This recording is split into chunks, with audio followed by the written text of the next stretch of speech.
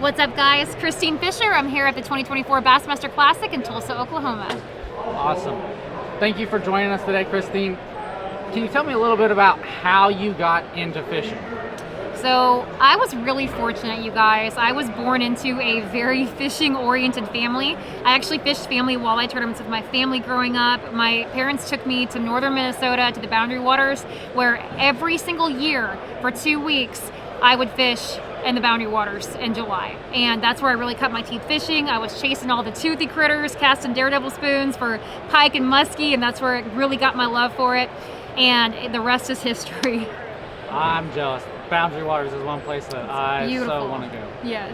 Is that where you kind of got your first start into kayak fishing too, the Boundary Waters, or is kayak fishing something later in life? So in the Boundary Waters, I would say I dipped my toes in it. My brother and I would take a little paddle boat out and fill a milk jug full of sand as an anchor and go cast the bays.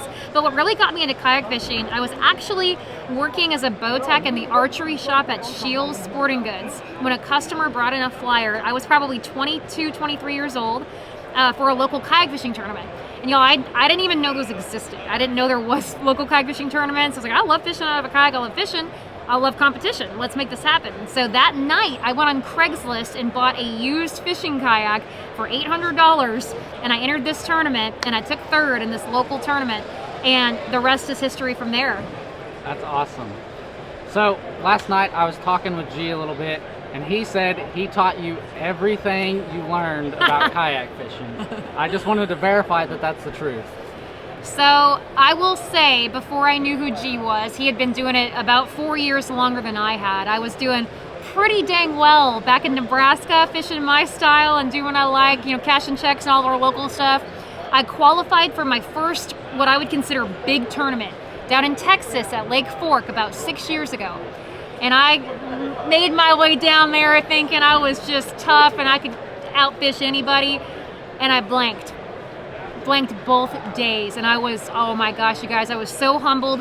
He should have actually won that tournament but got DQ'd, and that whole story that was, kind of introduced me to who he was and his honesty and character right there, and we became friends right after that. And my first few times fun fishing with G, when we were best friends for 5 years, I watched him fish and I was like, I have a lot to learn about a lot of I can't just take a black and blue jig and go flipping down the bank. There's way more to bass fishing. So, the cool thing is I've been surrounded by so many amazing anglers, and I've just been a sponge around all of them, because I know that even as much as you think you know, there's so much more that you don't know. And I'll give G some credit. He's taught me a lot over the years, and a lot of that stuff now I like to take and try to beat him at his own game with it.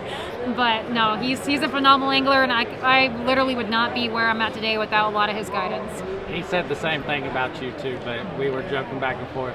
I also asked him about how it is that you two have a great relationship outside of fishing, but you're still competitors, like finding that balance, like it's not for everybody. Like if I tried to compete with my wife, I think we'd end up killing each other, to be honest.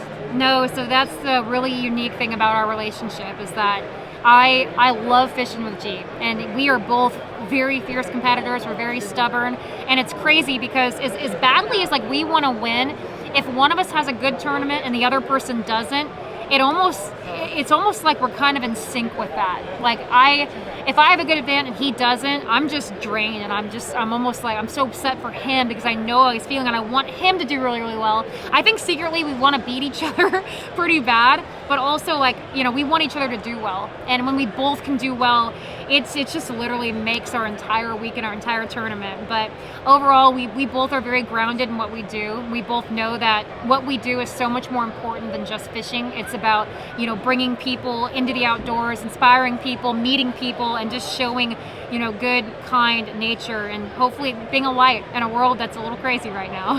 That's for sure. So you bring up introducing people, whether you like it or not, and I think you accept the role very humbly of leading the way for young lady anglers in this industry that's dominated by dudes.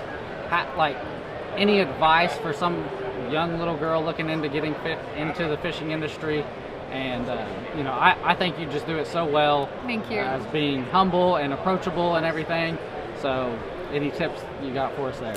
Yeah, so, when you look at the sport of fishing, it is very male dominated, and I know that it can be very intimidating when a woman looks into the sport and thinks that feels like they can't do this because it's not really being done by very many people.